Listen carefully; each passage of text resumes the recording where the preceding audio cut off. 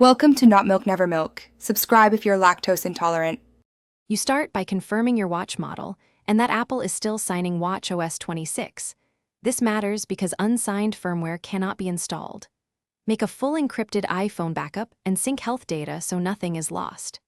Next, download the exact IPSWA file for your watch model and update iTunes or use Finder on Mac OS.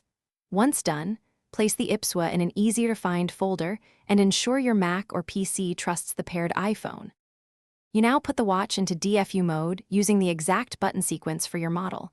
Hold side button and digital crown with timed releases. This prevents bootloading the current OS. Connect the watch to your computer with a compatible USB adapter or diagnostics cable so the system detects it as a device.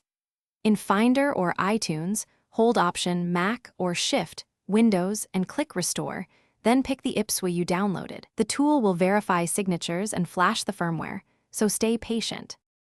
Once flashing finishes, reboot and repair the watch with your iPhone, choosing to restore from the encrypted backup so apps and health data return.